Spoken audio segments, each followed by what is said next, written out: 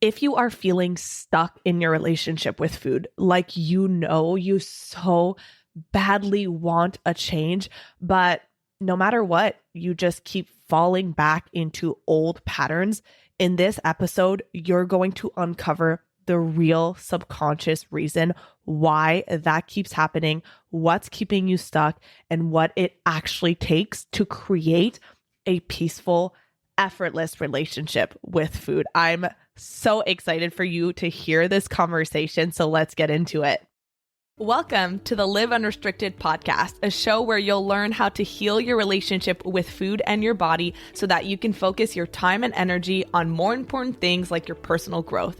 I'm your host, Sabrina Magna, food freedom coach, and my mission is to help make your life happier and healthier without stress, overwhelm, or guilt about food. If you love the show, please do go out and share it. And if you're looking for support with your relationship with food, details about my programs are in the show notes. Thanks for spending time with me today. Now let's jump in. All right, my friend, thank you so much for being here. I appreciate you. And the fact that you press play on this episode tells me that you are someone who is really committed to making your relationship with food a priority. And I absolutely love that. And I want to celebrate you for that. And oh my goodness, are you going to get a lot of value out of today's episode? So we are back with a coaching over coffee session. So we're joined by Kathy, one of the podcast listeners that we have, who submitted a question. And as always, we started at one question and then really dug deeper and uncovered some deeper things that were holding her back. And so for a little bit of context, you'll hear Kathy's story, but she is someone who dieted her entire life and then realized recently that the restricting, the counting, the food rules was not serving her. And if anything, it was making her more out of control and triggering her binges. And it just kept leading to losing weight, but then gaining it back and gaining more weight. And so we all get to that point where we recognize, okay, I don't want to do this for the rest of my life. It's time for me to stop. But one thing that I see a lot of women struggling with is once you've kind of made that decision, I don't want to restrict and micromanage and count and measure. I want to have freedom. What can happen is that you find that it's harder to make healthy choices. Maybe you're feeling like you're eating whatever you want, whenever you want. There isn't structure because you're so used to diets telling you what to eat and what not to eat and what you should do. And so there's almost this like rebellious attitude that happens when you pursue food freedom. And it's like, no one can tell me what to eat.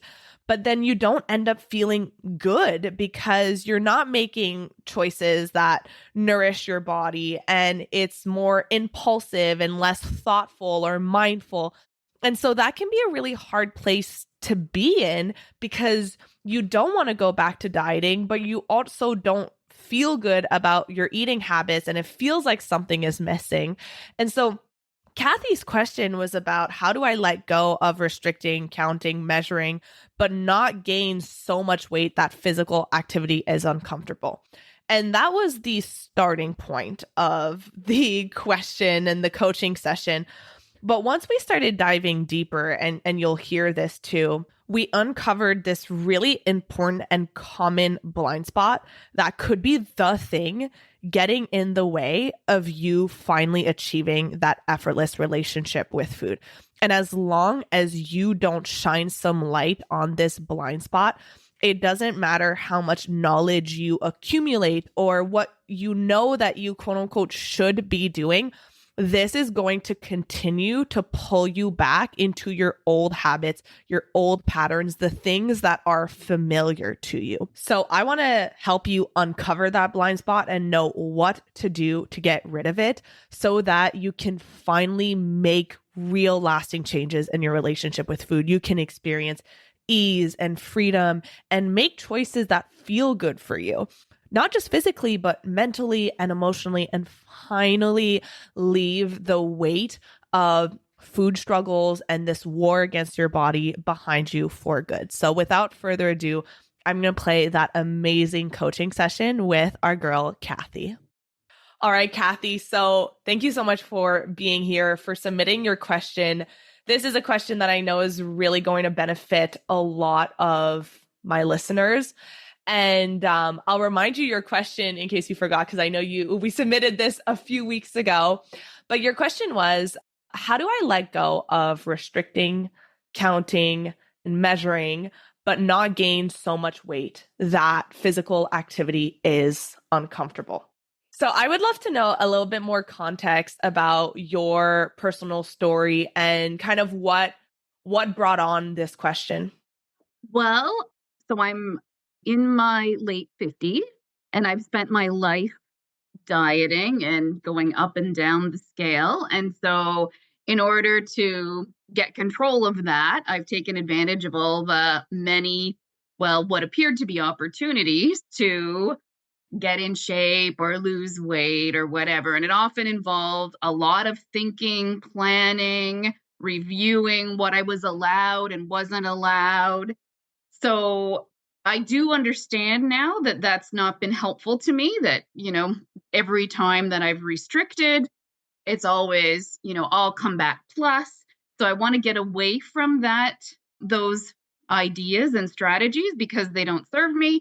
But I'm also a bit concerned that if I stop paying attention to what I'm eating, that I will gain weight. I'm comfortable with, yeah, okay. So if I'm not thin, that's okay. I'm still healthy, but I don't want to gain so much weight that I can't comfortably get pots and pans out of the lower drawer or, get on the floor to play with children or things like that. Don't go to yoga and be able to get into a pose comfortably, those sorts of things. Yeah. Okay. Thank you so much for that.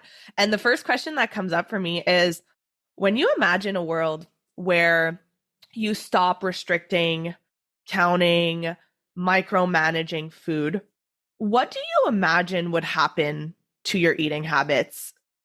Well, I actually have stopped doing that already. I've stopped counting calories, restricting, planning, all of those sorts of things. And I guess I worry that I'm just going to do quick, easy things like cheese and crackers or chips or, you know what I mean? That I'll get away from eating in a healthy way. Okay, great. So this is a common dilemma or challenge that I see with women who have been in that yo-yo dieting cycle and overanalyzing and counting and in their head for so long. And I kind of like to use this visual analogy, is that let's say that this is where you are. So you're at point A, you're on one edge of a cliff. And where you want to be is on the other edge of a cliff, and there's this body of water in between it. And where you want to be is this place where eating is easy, where you're making these nourishing, healthy choices that feel good for your body, that fuel you. But it's not coming from this place of shoulds or I have to or punishment or restriction, but it's coming from a place of self-love and self-care of I want to do this because it feels good, right? Is that kind of where you're at right now? Yeah, I feel like in general, I'm on a bit of a journey of learning about self-love and self-care. So I Okay, feel like this is a component of it. beautiful. So what typically happens is when people are in this place of I'm struggling with food, I'm scared of losing control, maybe I'm overeating, I'm thinking about food constantly, and they want to get to that place of food freedom because they've never been taught how to actually get to the other side of that body of water. We just go in it being I'm just going to do the only thing that I know how to do, which is to stop restricting. I'm just going to stop dieting and stop restricting. But what we forget is that in order to get to that other side, there are skills that we need to develop. There are mindsets that we need to cultivate and establish, because to get to that point where you have this healthy relationship with food, it's not just about, I'm going to stop restricting, right? It's about, well, what are the skills? What are the mindsets? What are the thoughts that I need to change in order to get to that point where I am making healthy, nourishing choices? But it's not because I've been forced into it, but because it's coming from a different place. Is that making sense so far? Yeah. Okay, beautiful.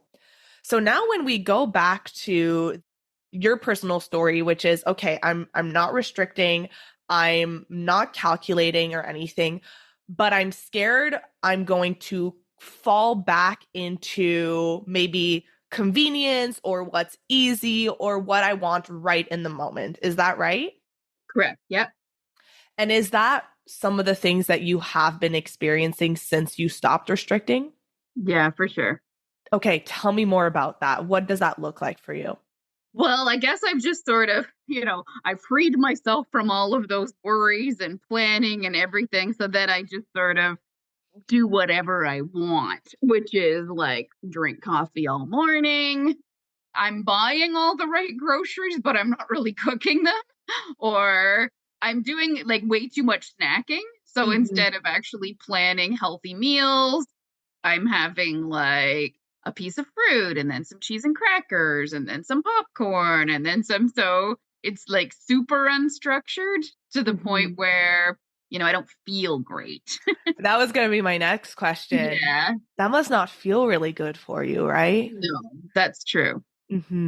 So you attended my workshop, and so you have an idea of what the four pillars are that make up that bridge that are separating you from where you are right now to where you want to be. And the first piece that I'm hearing that hasn't gotten enough attention is that body connection, right? Yeah. Yeah. Because when it comes to listening to your body, it's so much more, it's so much deeper than just, okay, I'm hungry, I'm going to eat, or I'm full, I'm going to try to stop eating. Mhm. Because everyone's body is completely different. And the way that I eat that makes me feel good might not work for someone else. And an example that I always use is my parents, who are absolutely intuitive eaters. What feels good for them is to eat three big meals throughout the day and like barely snack between it. I don't work like that. I like to eat smaller meals throughout the day every 2 or 3 hours, or else I'll get hungry.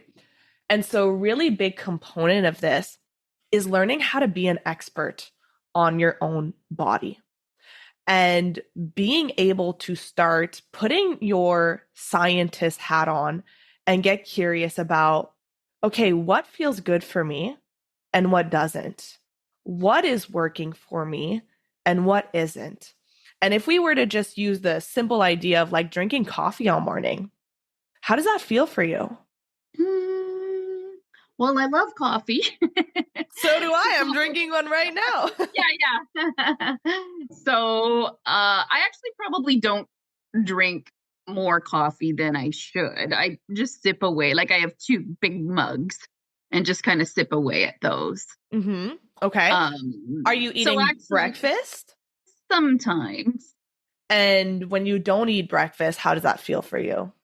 well, what ends up happening, which you talked about in your workshop is, I don't really feel like eating much in the mornings. And then I end up binging in the evenings because my body hasn't had enough fuel in the daytime. Okay. So when things like that happen, what do you do with that information? Uh, well, I guess I've just sort of been tucking it away, thinking that I'm going to make a plan based on that knowledge, which is to get into the habit of eating breakfast again. Mm. And when you tug that knowledge away, does it ever get pulled back out and actually turned into a plan? Yeah, I believe it could. The tone of your voice is saying otherwise. Okay, so now we're getting somewhere. What do you think's happening there? Why is so this is a big piece that I talk about in the workshop is that knowledge very rarely gets turned into application, right? And that's one thing that I see that really breaks my heart is oftentimes people are like, okay, I am walking away. I know what I should be doing. And then we go right back to what we've always done. This is a really big problem because it gives us this false illusion of change, of progress, right? And I used to do this too. I'm just going to accumulate all of this knowledge. The more knowledge I have, the more I'll be able to put it into action.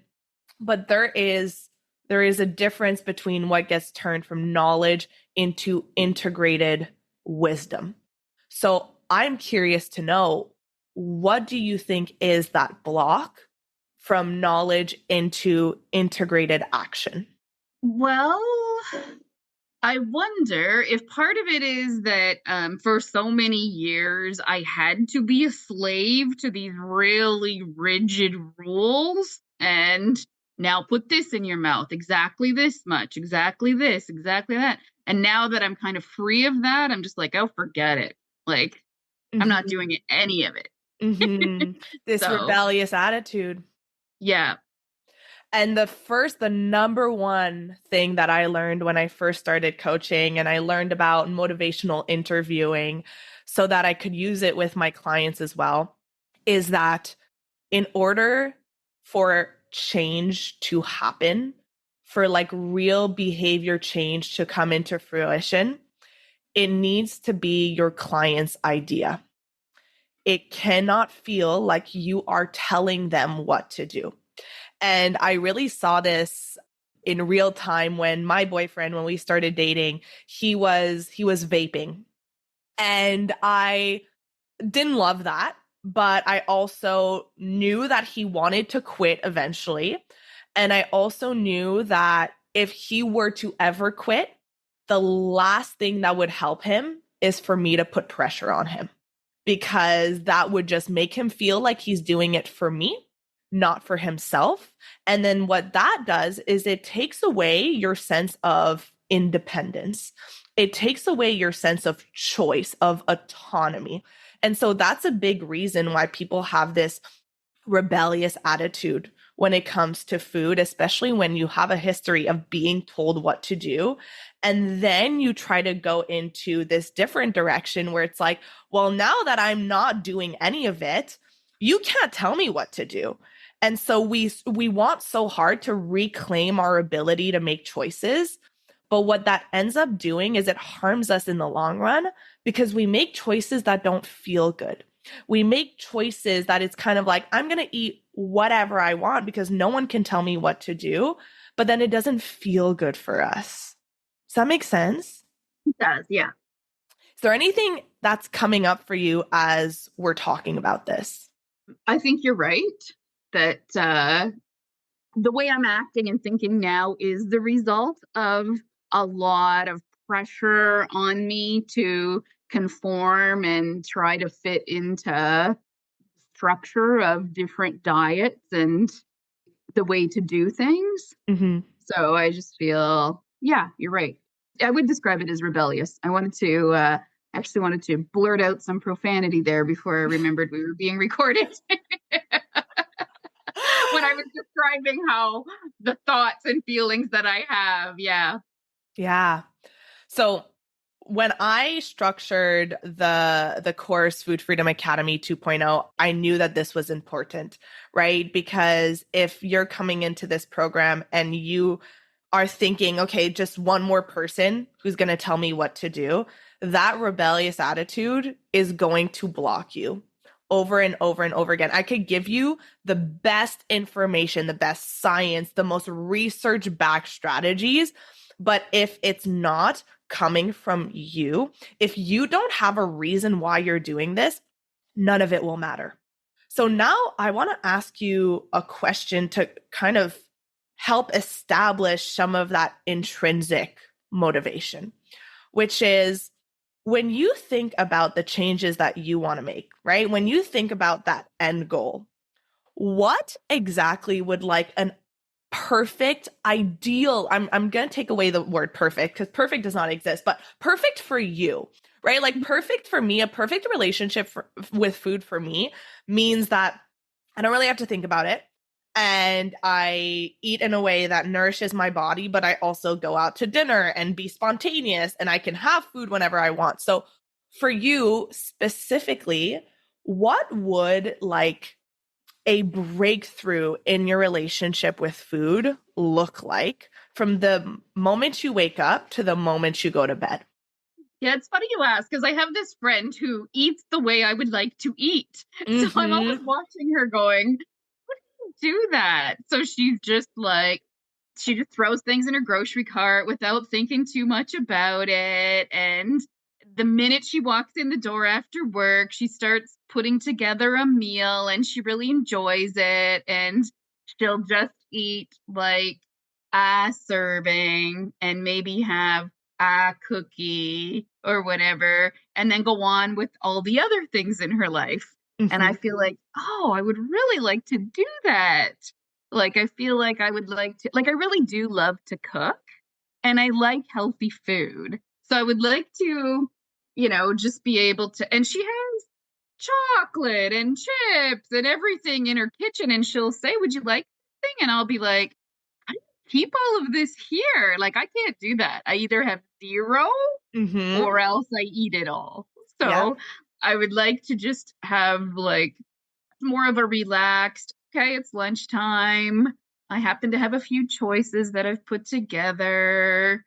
Or, like she has like this little, not that I want exactly this, but she has these little mason jars of her overnight whatever that she grabs in the morning. And Yep. it seems effortless without a lot of, she's not struggling with what she can or can't have. She's not, yeah, definitely not a rebellious attitude, but also really, if we said, let's get pizza instead, she'd be like, yeah, cool. Yeah. She's just, I'd like to be more like that. Okay.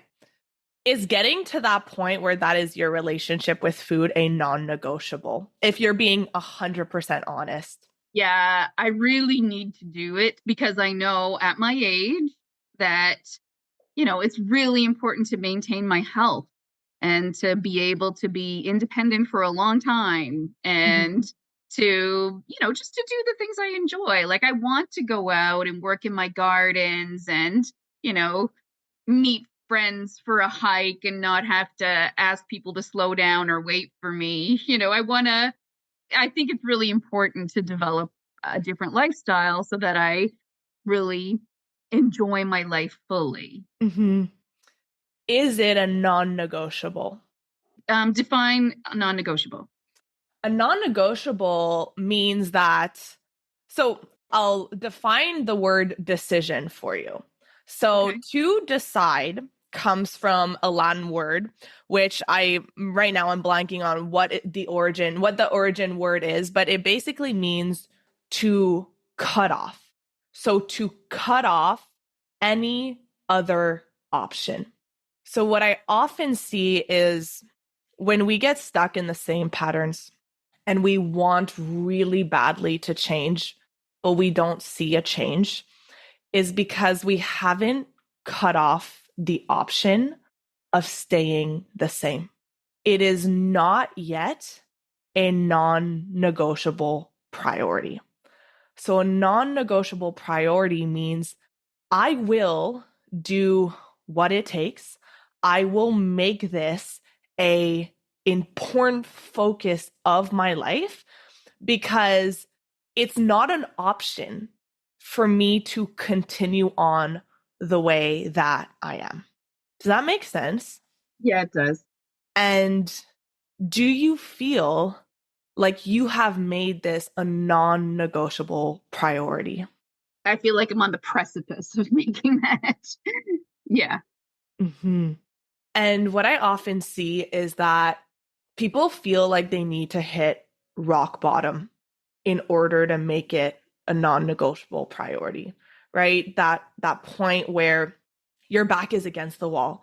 Maybe it's you get a diagnosis or you get blood work or you go on some kind of activity where you realize like, oh, this is I really can't keep living this way.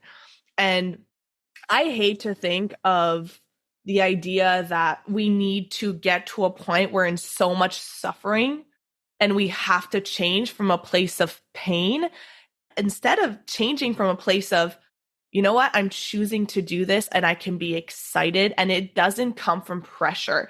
Because unfortunately, what happens is when we change from a place of pressure, now we have this urgency. And so when we have this urgency, we feel like we need to change things now. And unfortunately, what do you think people usually do when there's this sense of, I need to change things now? Restrict. Yeah. Mm-hmm. And then we throw ourselves back into the diet cycle. And all that does is it just keeps us in there. Let me ask you, how long did you feel stuck in that diet cycle? Probably from the time I hit puberty, and I'm 57. Okay. So you mentioned, I think I'm on the precipice of it. What do you think is that resistance point, right? Like, what do you think is that one little distance that's standing in the way of you saying, this is a decision I am making? I don't know. I tell myself a lot of things about why I'm not quite doing it. Like it's been a long, terrible winter. And, once it starts to be sunny out, I'm going to get it together. Or, really, really busy at work. And when that lets up, then that's when I'm going to start. Or, I don't know. I don't know what the truth is, to be honest. So I've seen this before and I can kind of help shine some light on it.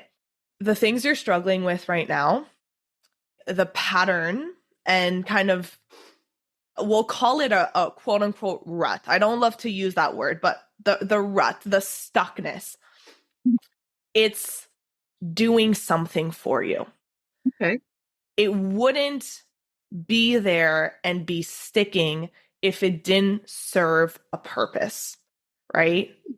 Because everything that we do, even the things that we don't like, smoking, drinking, binge scrolling, staying up late, they all serve a purpose. It's a part of you that feels like it's protecting you from something. And so it's usually this like younger part of you that it's misguided protection, but your current relationship with food is doing something for you. And there is this resistance that comes in when we think about letting go of that part of us. And when we think about letting go of that part of us and actually stepping into a new life, into change, the stories in your mind get really loud and convincing to get you to stay where you are. I don't have time. I'm not ready. This isn't a good time. I'll do it when summer is over, when work gets lighter. I'll do it when in the future we push it off because there is fear, there is discomfort, even when we know that our life is going to be better. Even though we know that I'll feel better, I'll feel lighter, I'll be happier, there is a reason why we are staying where we are in our comfort zone. Does that all make sense? What's coming up for you? I actually didn't think of that. So this is a little bit of like I've examined all of these ideas. I've read all sorts of books around food and relationship, listened to podcasts, but I've never really considered what you just said, that staying in a pattern that I don't want to be in is serving me. It's a concept. I'm interested in exploring it more. And if I were to ask you, first thing that comes up, intuition, gut response, how might this be serving you?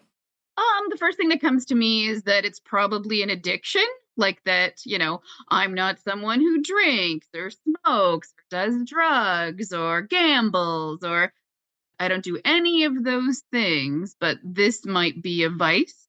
Mm-hmm. And knowing that the food itself is not the addiction, but your relationship to it. What is, being able to use food? Maybe it's emotionally, maybe it's when you're stressed or lonely or bored. That right there means that it's doing something for you, right? And a Mhm. big reason why people struggle to really break free from emotional eating on their own is because it's not as easy as, well, I'll just stop eating, because it's serving a purpose. And if you try to stop eating, well, now you're leaving a void. And that void is going to need to be filled. And your brain has picked up that program that when I feel that and I turn to food, well, it fills that void. And so it becomes the thing that you automatically do because your brain operates on the law of least effort. So if you've repeated it enough times, it becomes this program, it becomes this pathway. If you think about like a forest, a path in the forest, if you walk on it enough times, it becomes this really clear path that you just walk on naturally. So, do you feel like this is resonating that, oh, I've never really thought of it that way, that there's a subconscious piece of me that doesn't want to let this go? Yeah, that feels true. Mhm. And knowing that humans have two drivers, away from pain and towards pleasure. And we need to utilize those motivators, because if we don't look at this resistance, Kathy, are you starting to see that you might want to change? For the rest of your life, you might really want to change. But if that subconscious piece of you doesn't want to change, it feels scared of change, it will win every time. That's scary. What do you feel is scary about that? That then you think, well, then what do you do? Like, I feel like so the options for getting in a healthy way from the edge of the cliff you described to the cliff on the other side start diminishing because, if I can't use diets and all the things I've used in the past, and I can't, just consciously make a decision and put a strategy in place because there's this subconscious part of me driving, how could there possibly be a solution? Oh, great question. So the thing is, you know what it takes, right? Mhm. You know that it requires learning how to be an expert on your own body. It requires learning how your mind works to rewire those thoughts that are holding you stuck. You know that it requires learning how to emotionally regulate so that you can learn how to sit with your emotions and process your emotions without feeling dependent on food. It requires knowing how to change your habits in a way that's going to be long term. So the thing is that it's not the solution you don't know. You know the solution. It's making the decision to say, I'm going to do what it takes to implement this solution. And to implement means to actually take those actions and get in the sometimes discomfort of it and experience mistakes and failures and discomfort, but knowing that what's on the other side of that, oh, that part is so worth it. Does that make sense? Mhm. So, with that in mind, what's coming up for you? I think when I think about the discomfort, I feel like the emotionally regulating is the thing that needs to be worked on. And I think that that is where the discomfort will come. Mm-hmm. And this is really where I think that I can speak to this really well when I'm talking to women like you who are on that edge of change. I can speak on it really well because building this business specifically has required so much discomfort and so many decisions that I didn't feel like making because they were really scary and they required me to jump off that ledge and hope that a net would appear and have the fear of failure and be in that discomfort. And the biggest thing that differentiates people who create these like massive changes and transformations in their lives and they're ones that feel stuck is your relationship with discomfort.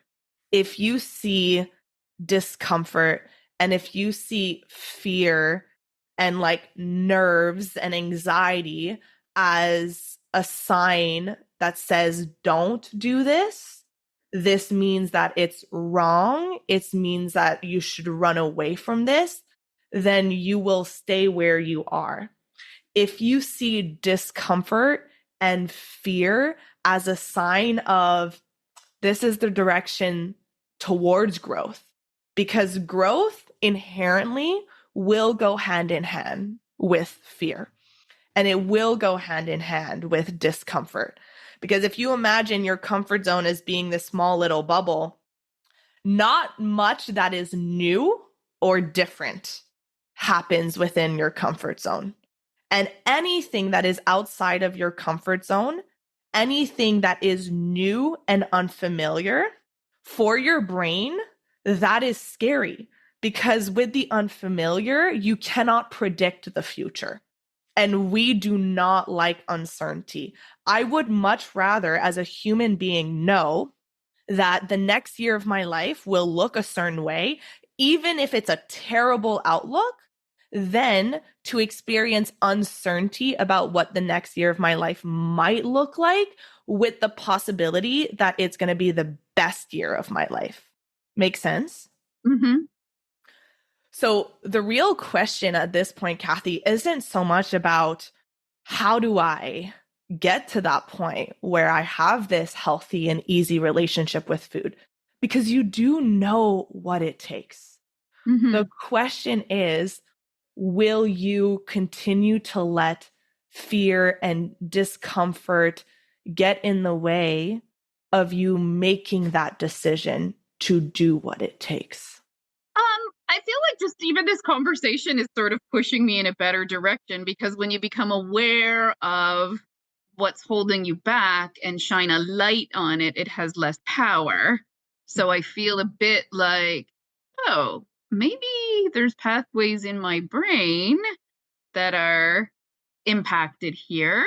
And maybe there's something I'm not aware of in my way. And now I want to look at that. There are so many things that get in our way that we're not aware of. Like, I have blind spots all over the place, and I am someone who studies this for a living, and I know all about the brain. I know all about beliefs and fear and resistance.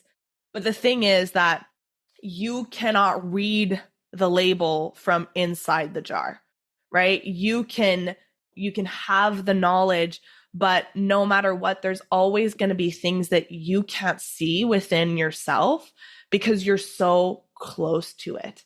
And that's why I've spent hundreds of thousands of dollars on coaches, because if I want to grow, if I don't know how to do it by myself, at a certain point, you have to realize like, oh, yeah, there's only so much I can do within the limits of my own brain before we can see outside of it. So it's normal and there's nothing wrong with you, Kathy, if you're starting to recognize, oh, I think that there are some things that I didn't even know were standing in my way. There are blind spots and subconscious blocks that are there that I need to shine some light on and I need to figure out how to remove, because it really does sound like you don't want to get to that point where you hit a rock bottom. No. Where you have no other choice because your back is against the wall. Okay, so I wanted to wrap up that coaching session with you with some tangible things that I want you to do if you're experiencing that same kind of resistance where you feel like you really want to change, or at least you think you want to change. But when it really comes down to it, to making that decision, to taking action, not just thinking about it, not just dreaming about it, but really taking action towards it. So what I really recommend is to sit down with it, maybe take out a pen and a piece of paper and reflect on the thought when you think about putting some skin in the game and really committing to healing your relationship with food and creating this lasting change in your life, what fears or resistance come up for you? What are some of the thoughts that pop up in your mind? Maybe that you'll do it when things get less busy, or maybe that you'll fail. These thoughts that you've tried so many times before, so what's the point in trying? Really shine some light on all of the thoughts, beliefs that are coming up for you, because that is going to give you an indication of what is getting in your way. It's not that you're not capable. It's not that you don't know how or that you can't get the support to do it. It is that those beliefs, those thoughts, those fears that are coming up for you, those subconscious blocks will continue to hold you back. Because if your subconscious mind perceives healing your relationship with food and creating a change in your eating habits as dangerous or unfamiliar or unsafe, and if your subconscious mind currently views your current relationship with food as serving you or safe or a form of protection, your subconscious mind will win every time. And that's why our conscious mind, that only makes up 5% of our total mind, we can make the decisions, we can want, we can desire, but that still lives in our critical, logical side of our brain. And our subconscious mind makes up 95% of it. So we have to shine some light on those fears, those anxieties, those thoughts that aren't necessarily rooted in reality, but they feel really true for you. So shine some light on those, and that will give you a lot of clarity about why you feel stuck. So I hope that this brought a lot of insights and breakthroughs for you. I hope you take the time to sit down with this and really reflect on those blind spots. Thank you so much for taking the time to listen today. I appreciate you so much. Please send me a message on Instagram at sabrinamagna.com. Let me know what your biggest takeaways were, and I'll see you on the next episode. And in case you forgot, I believe in you. I know you are so capable of achieving the life of food freedom that you deserve. I love you so much. Thank you so much for listening to today's episode. If you found it valuable, I would love if you would share it with someone you know that could benefit. If you're loving the show, don't forget to subscribe over on Apple Podcasts so you don't miss a single episode. I really love hearing feedback from you, so please leave a rating and review over on Apple to help us get in the ears of more people who need it the most. Finally, come hang out with me on Instagram at Sabrina Magna Health for more educational content and get up close and personal with me. Thank you so much for being here, and I'll see you on the next episode.